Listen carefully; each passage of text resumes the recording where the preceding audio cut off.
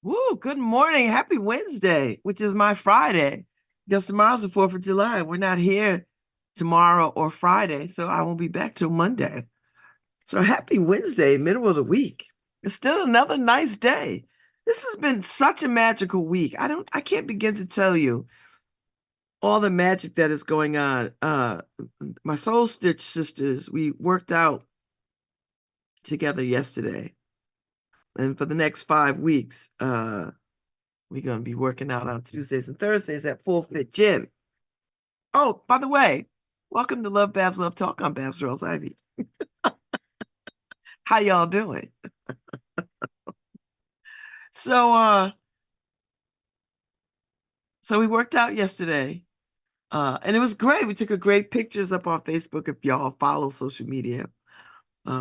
It was good. So I'm pleased. But I still have to keep to my Monday, Wednesday, Friday lifting weight schedule.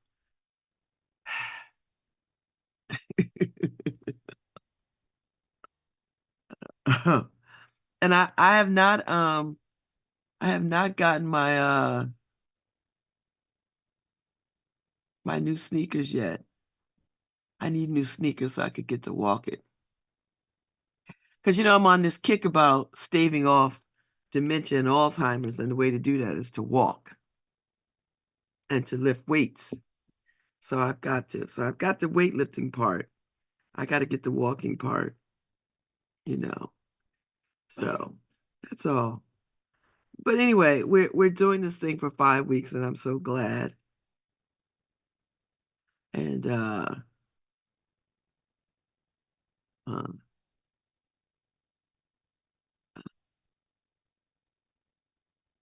it's a great group of women, and I'm just grateful. So, so that's that.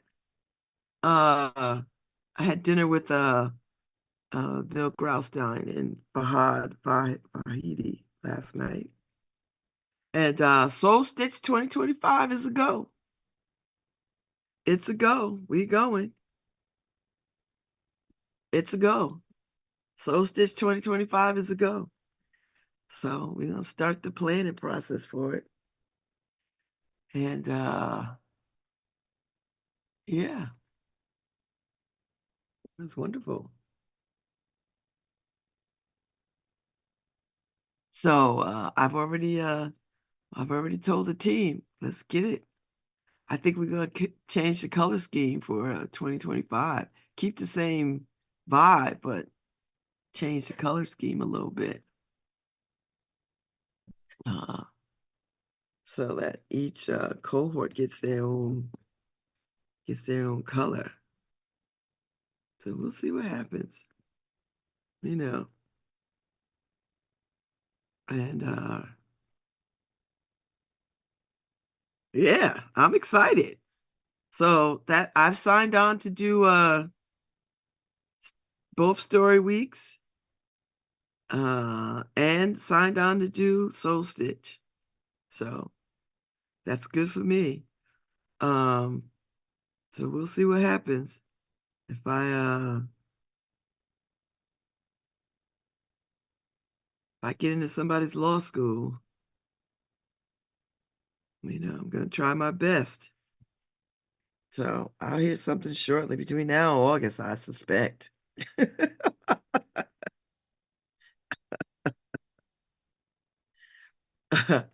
So hopefully between now and August, somebody will let me know if I'm accepted into this school. If not, we try again. I'll do anything 2 or 3 times. You know, at first you don't succeed, try again. I'm no stranger to that. And it doesn't trouble me to do it either. So that's all I'm saying. It's not a defeat. It's just another opportunity to get better at whatever it is I think I want to do. I think somebody meant for me to have these earrings. Okay, I'm gonna rock them. I'm gonna rock them. So that's where we are. It's Wednesday. It's a holiday weekend. It feels so surreal. It's like time is flying, you know. And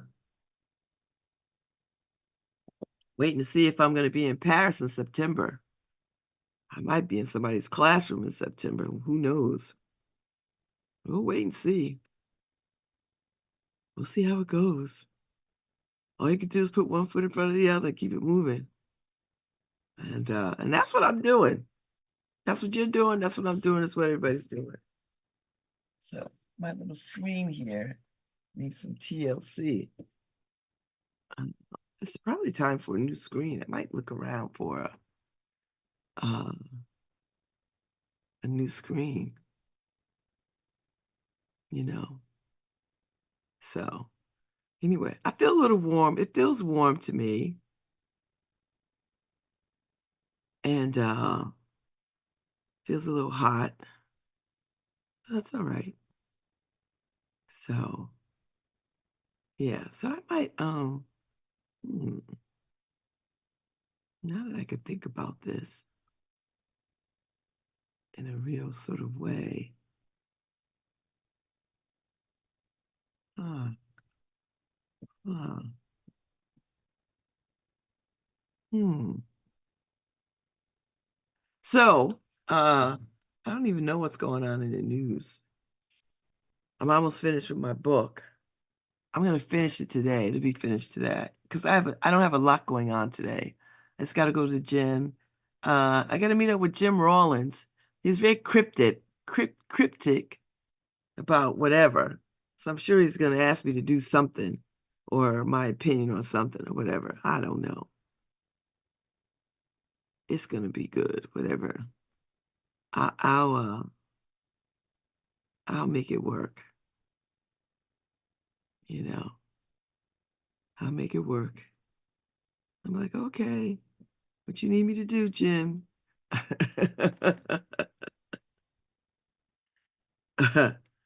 What do you need me to do that you couldn't tell me over the phone? I tell you. That's all right. You just kind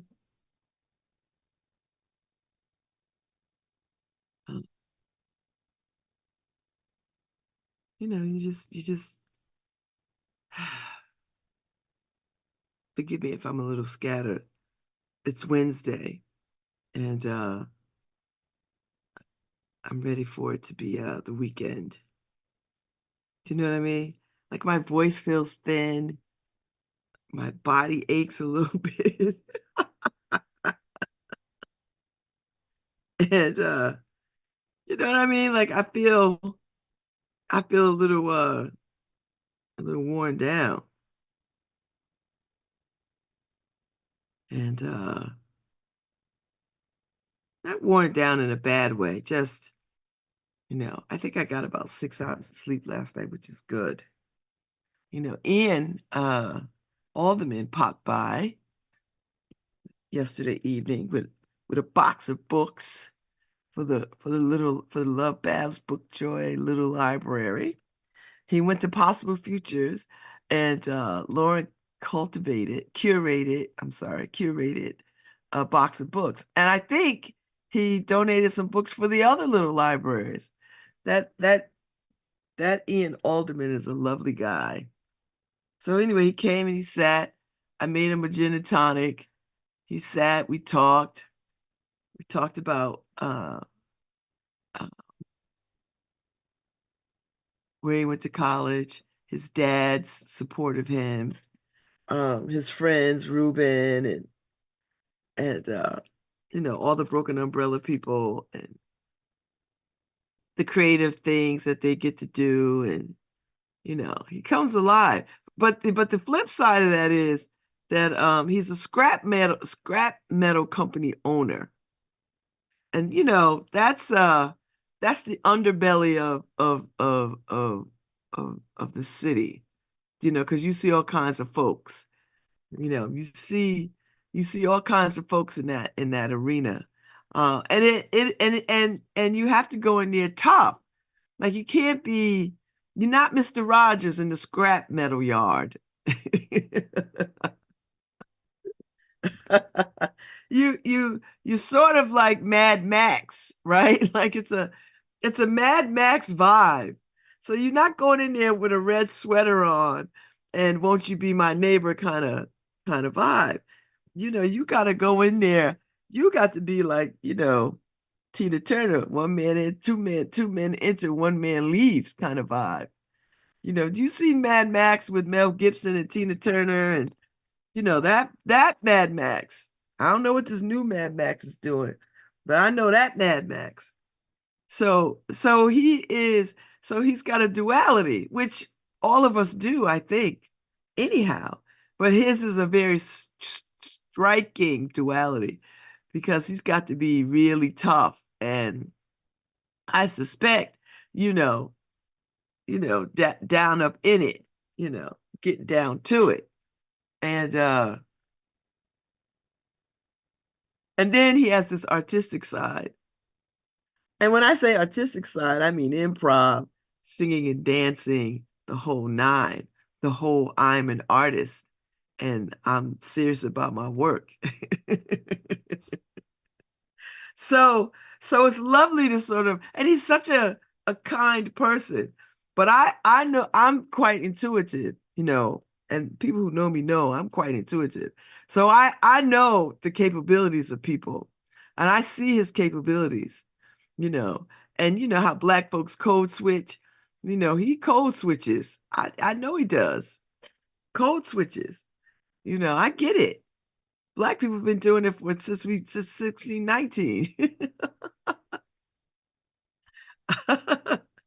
So, so I know he knows how to code switch.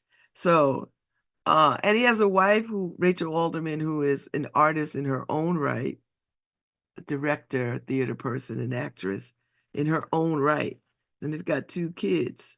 And both of them are very different children, you know. And you know, one is in their production sometime, and the other one is like, no, not so much.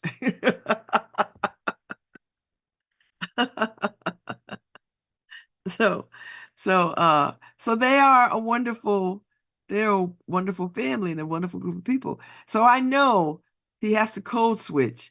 And I suspect he learned that early on in his marriage, that whatever happens in the scrap metal yard, you can't bring to the house, because now you're raising kids, you got a wife, you're raising kids.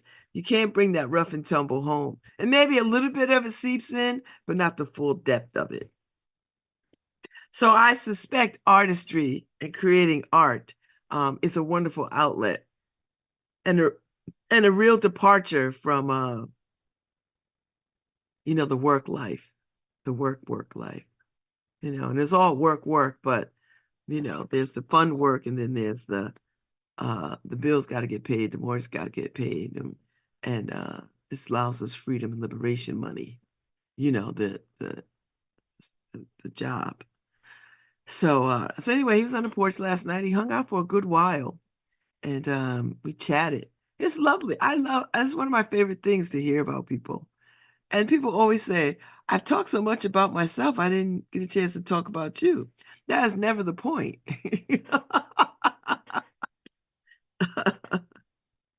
Talking about me is not the point. Creating a space for people to talk is the point.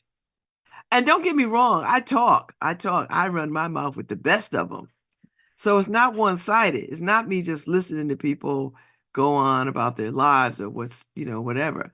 I'm in it too. You know, I'm talking too. Don't get me wrong, you know. But I love when I create space for people. I love creating space for people where they can just go and just feel like they're really talking. They're having a real conversation. For me, that's delightful. That's the real joy as far as I'm concerned. That's what I like. I like that. So yeah, so I took some pictures. Everybody gets their picture taken coming on the porch, bringing stuff, bringing books and all that kind of stuff. So I suspect we'll be sitting on the porch tonight. I think Lauren is coming through because she better get over here so we can drink some of this Uncle Nearest. Because I'm gonna be done drink it up. I'm not kidding you. There's still a lot left, but I'm just saying. So yeah, so I sat out there last night, smoked a cigar. It was great, you know, and uh and talked to Ian Alderman. And yeah, because when I got home yesterday, it was a family outside the little book, out of the little library. And the pickings of books was slim. I mean, every book in there is a great book. But when you have a family, you want a little bit something for everybody. And bigger kids are not going to read little kid books. So I had to tell them to like hold up, let me put some. But the mother was content with what she got, and she was like, "I'll be back." And she really liked this. She really liked it. And they were I couldn't pick up the dial. I couldn't pick up the accent for where they're black people, but I didn't know if they were Caribbean or African. Now I don't want to say because or is just crazy sounded to me. They were somewhere from the diaspora. How about that? And lovely. She said she definitely will be back. So I was like, girl, there'll be books here. Don't you worry. So I filled up the little library yesterday. And now I got like all these books, which is nice. It's really I can't tell you the joy of this thing. I knew it was gonna be great. I just didn't know how great it was gonna be. You know. I really didn't know how great it was gonna be. And it's nice, and I could sit on my porch. And I was talking to Lauren, and she was like, where the libraries are in other places, there's nobody who could actually sit and watch the library being utilized because they're in places where, they're bigger spaces and more public spaces. But for me, I can actually sit and watch and capture um, people utilizing the library. So I just wanted to say that. I'm enjoying it. And I'm a new auntie. Azaria and Meech had their baby boy yesterday. They had their baby boy, and he is beautiful. He is beautiful. And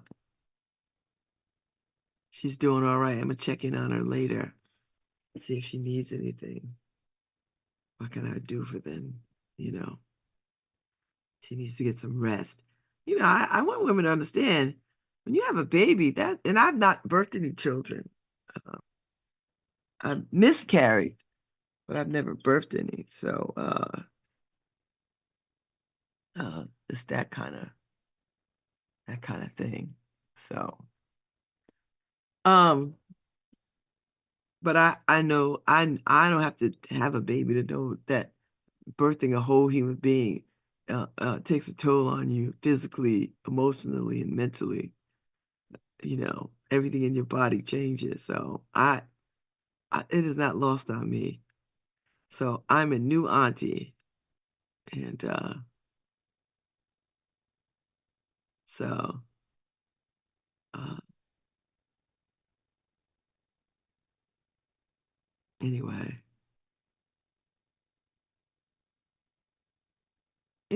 that's where we are. So a new life is in the midst of us. Uh, Soul Stitch 2025 is moving forward, as is Story Week 1 and 2. Let's see, what else is going on? Oh, if you're around Friday, the annual Beinecke event of reading the Declaration of Independence and the oration of Frederick Douglass's What to the American Slave is Your Fourth of July? It is one of my favorite things to do. Uh, it is one of my favorite things to do. So if you've never heard it, here's your opportunity to hear it. And I swear to God, every year it feels so relevant. It feels so relevant every year. Every year it feels very relevant. Feels very relevant. And it's amazing. So if you've not heard it, you know, plug in, come. The Beinecke is one of my favorite Yale spaces. It's just such an interesting, magical place, you know. Uh, and you know,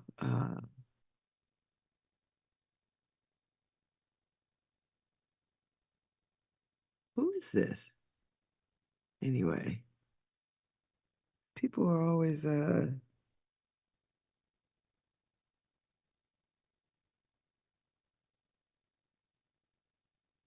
anyway, I guess I don't know who this is.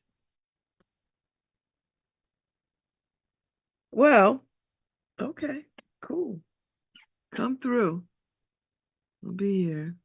Just don't,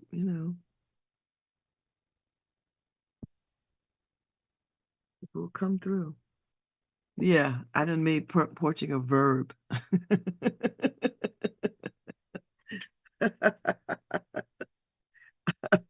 To porch or not to porch, baby? That is the question. And the answer is always to porch. Oh, oh my Lord. So yeah, so lots of good news this week. Lots of good news. High five, West Haven, for your ARPA money. And you are deciding to spend it with artists. That's a wonderful thing. High five to the Arts Council of Greater New Haven for standing in that gap and supporting that and to holding their hands through that. Uh, high five, Hope. So I'm just publicly putting it out there. I think you are doing an extraordinary job. So high five, girl. High five. High five. High five. Um, what else? Let's see. I mean, it's Wednesday. The arts and we're all coming down off the arts and ideas high. Now we're like, what are we gonna do with our time? What are we gonna do?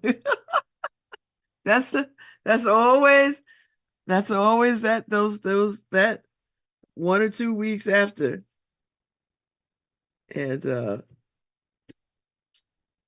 people will find stuff to get into. Don't get me wrong. There's festivals all over the place. Hartford Jazz Festival is about to kick up. I'll be on the Vineyard in August. But this sweet spot of July, I try to get to the beach more often this summer. And I'm gonna finish this book, and then I got to figure out what I'm gonna read next. You know, because it's got to be a next. I've got to keep this. I've got to keep this train rolling. Rolling, rolling, rolling. Keep this train a rolling. Keep our train a rolling, rawhide. I think that was from a TV show. I'm pretty sure that was from Rawhide when I was a kid. Pretty sure. Pretty sure. So, um, I've been paying attention to the national news. I know the people are whining about uh,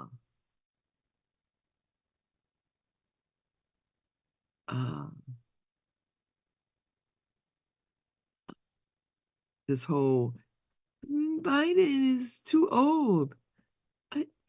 Shut up. Cut it out. We have to listen. The republic needs to be saved. We don't have any conversations about Biden's ability. That's all I'm saying. I will not entertain that foolishness at all.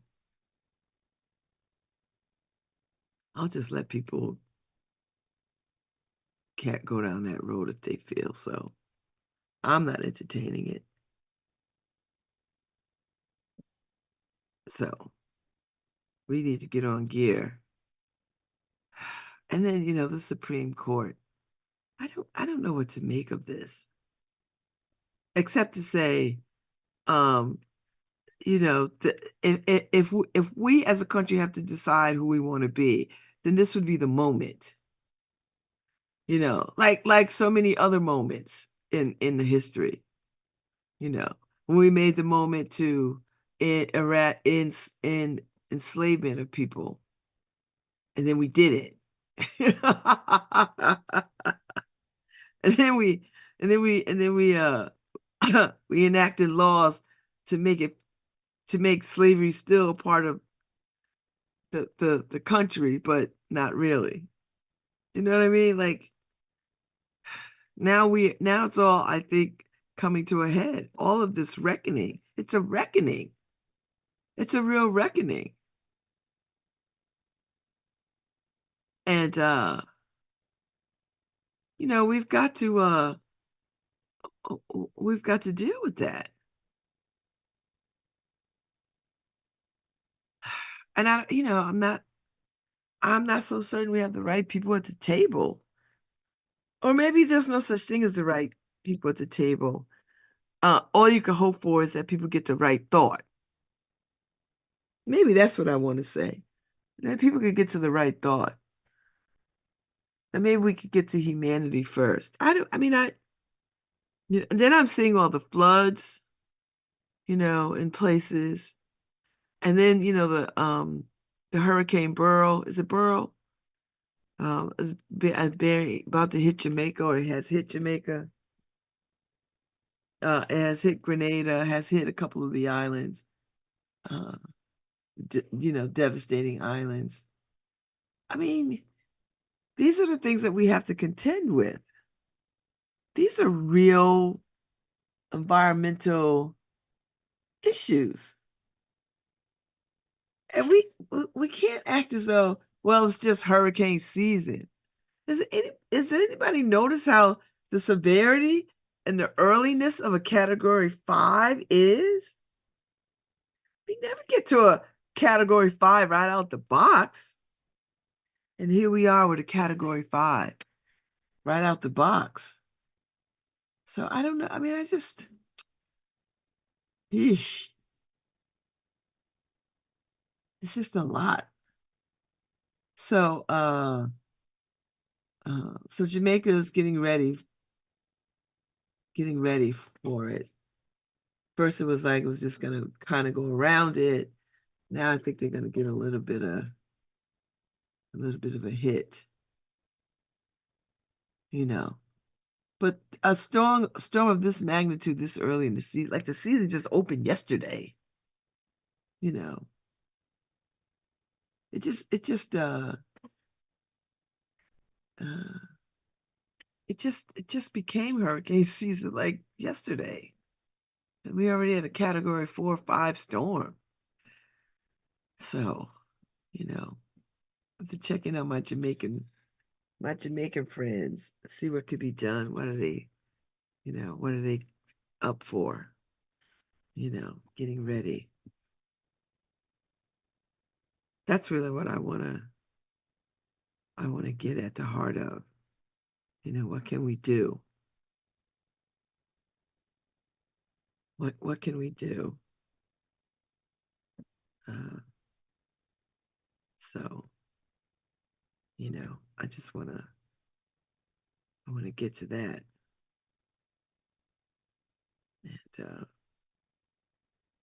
And just stand with my Jamaican friends. And all the other folks that I know who are of Caribbean descent, to support what they need. So, like I said, we have room for sorrows and celebrations. We go from preparing ourselves for the devastation of a hurricane, as well as holding space and celebrating a new birth among us. We have the ability to do that. And I think we forget all the abilities that we have as humans. And we hold a lot of talent and a lot of capabilities. And so that's why I think I'm more baffled by the tensions and the destruction in the world, because I know that we could be better. We could do better. We should be better. and we're not. And I don't know. I don't understand why people sort of just don't understand shared destiny. And we are all here together. So sure, you could kill people, and there's cheaper ways to do it, But at the end of the day, I mean, who then if you kill all these people, who's left? Then you'll make war with somebody else, and then you'll make war with somebody else and somebody else until there's nobody else to make war with. I don't understand why people don't see the danger in that. I see the danger in that. How come you don't see the danger in that?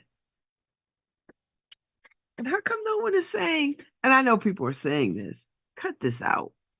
There's people on the front lines. I mean, there was whole college students protesting, putting their bodies on the line on their campuses to say, enough, enough. And if we're not listening to the best and the brightest at some of the at the elite school level, then I can't tell you what we're doing. Then what is the purpose of education? What are we training them to do? If we're not applauding them to protest and to be about this resolution towards peace, then what are we doing? You know, and it's just maybe I need some old school protesters, you know. The ones that used to get dressed up and be ready to rumble in their Sunday best. I mean, I think these young people are doing extraordinary work. I think they are caring. They care about the environment. They care about people. They care about fresh air and clean water. And now that, the EPA is going to be gutted, and all the things that we put in place to protect ourselves and to protect the planet, you know, we just and I don't want to be a Debbie Downer on the 4th of July, although the 4th of July means nothing to me. Um, I will say, I'm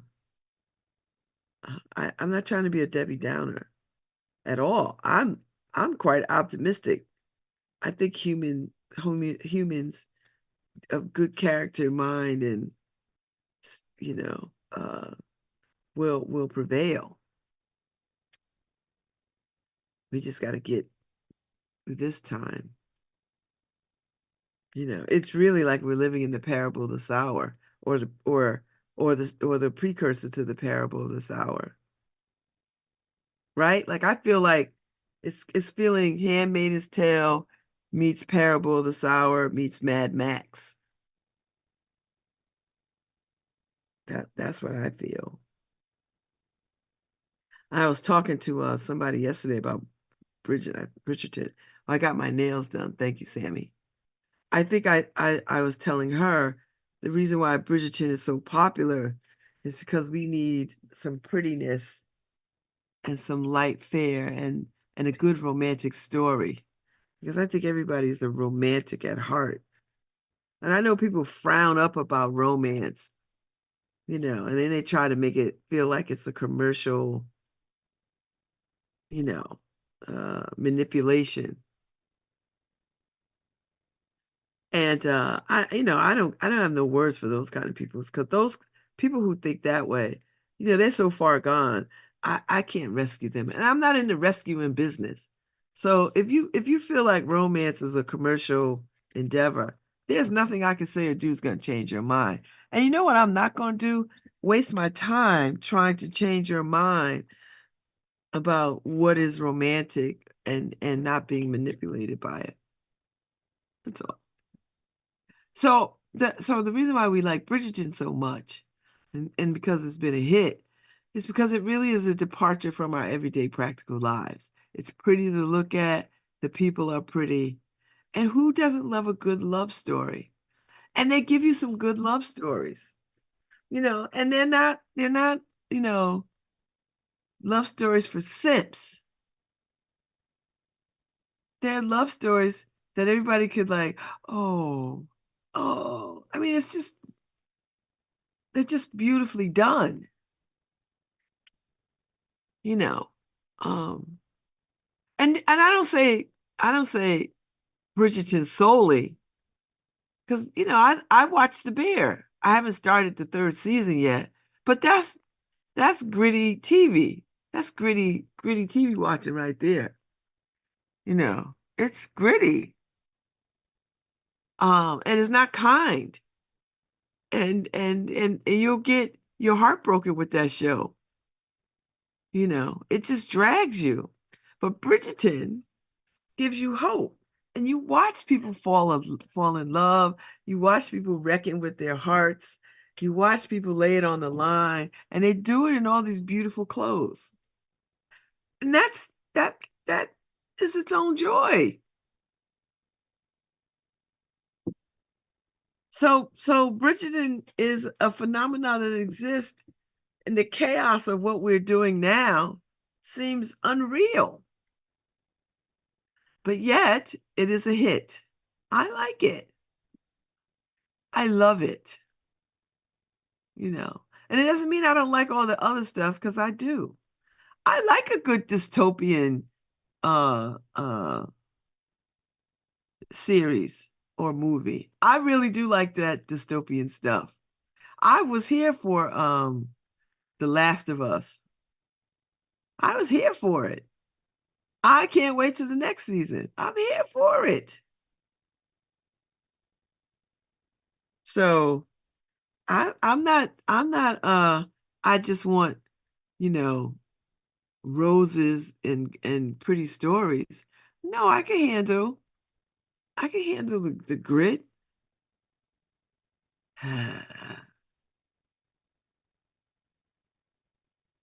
It's a lot.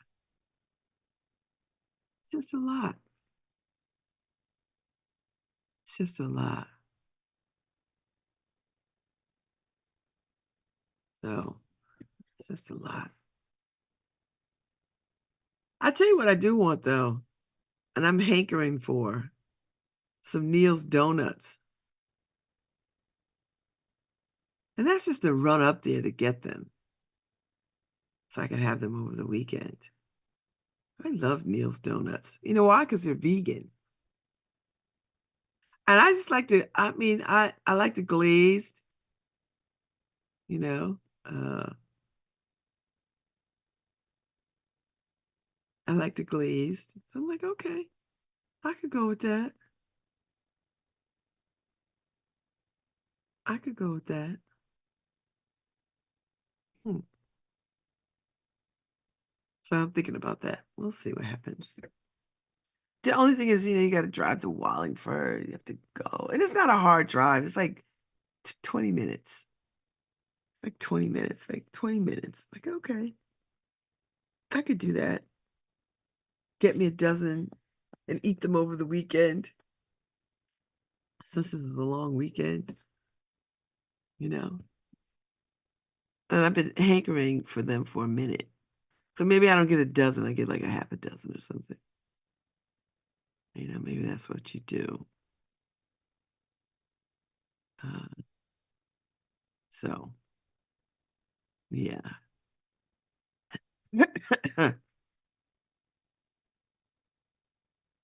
Yeah, I didn't watch the BET Awards because I have no reason to watch the BET Awards. I have no reason to watch the BET Awards. None. So I didn't watch them. I don't know these people anyway. And the ones that I do know, I could just go listen to them separate and apart, you know. Uh, so I don't know.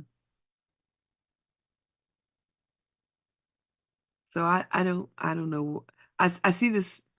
I see some of the clips on social media, Usher with his terrible acceptance speech, Tiana Taylor and some old girl doing a tribute to Usher, and people really liked it. The Bad Girl song. Kiki Palmer, who is a tremendous talent in her own right. I mean, I know some people. I guess Taraji Henson pissed off some people. That guy who goes around eating in restaurants and judging them or whatever. That funny guy. He seems like he's on the spectrum. And I don't say that insulting. I just say he just seems, I guess he's a celebrity now. I mean, does it take much to be a celebrity these days? So he was offended by her, or I don't know. I was like, and you sitting on the front row, like, boy, shut up. Um, and let's see what else. Yeah, so I didn't watch. I just seen all the tapes that people, the slices that people put up of the thing. I knew I wasn't gonna watch it. I don't who likes BT anyway? Like I think what? So yeah, that's neither here nor there. Um, so yeah, so I didn't watch that. I did catch some of the country music festival. I think Hootie and the Blowfish was performing. And another sister. So we coming strong into this country music, coming back strong to country music. Because country music was ours, and then white people. So the fact that we are coming strong to it again is pretty nice to see. Pretty nice to see. But I ain't watched that neither. I think I've passed the age for caring about award shows, you know. I remember they used to have the jazz people on there. They would give out the awards, the Grammys and jazz, and then they just relegated to just taking pictures and posting it up. Oh, this who won best jazz album, this who just won, you know. They don't get their moment. They had to broadcast, but their part is not broadcasted, not live streamed. Because if I had my way, these award shows would look very, very different. You know, they would look very different. How? I don't know, but whatever passes for whatever this is, no. Let's see. I think there was a Miss World, Miss America, Miss USA, Miss Texas. I think Miss Texas is black for the first time. I think. I think that's what I saw on the social media sites. It was a big deal. I was like, okay, okay. Let me go look. I think it was uh the new Miss Texas. I don't know if they've ever had a black, and she got an African name too. Ooh. First immigrant born and Ghanaian to win the title. This ain't Texas. We don't hold them. Put your cards and then go down, down, down. Park your Lexus. Okay. So on Saturday, June 29th, Annette Ado Yobo won the title of Miss Texas 2024. There's a new Miss Texas in town, and she hails from South Lake by way of Ghana. I knew I saw it. So that is something. And she's got short natural hair. She's gorgeous. I mean, of course she's gorgeous. I mean, she's gorgeous. And I think they win some scholarship money or,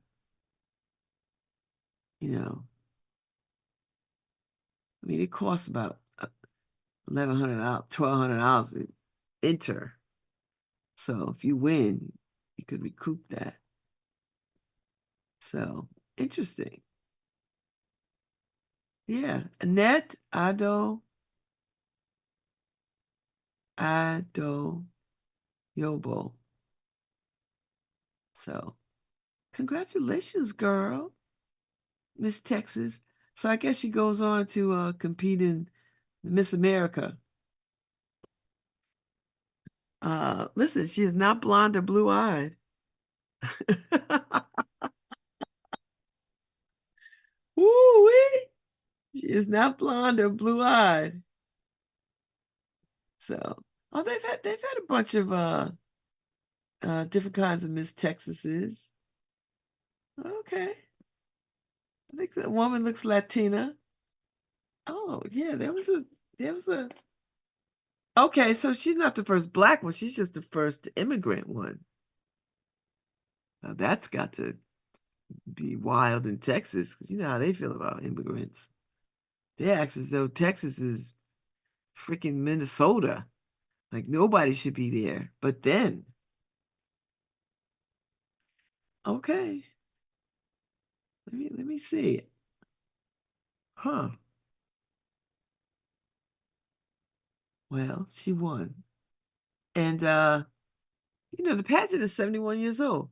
So I'm gonna take a break and I might come back and talk a little bit more about this. Um, but hang in there.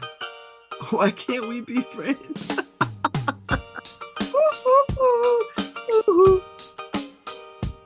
I'm asking that too, Harry.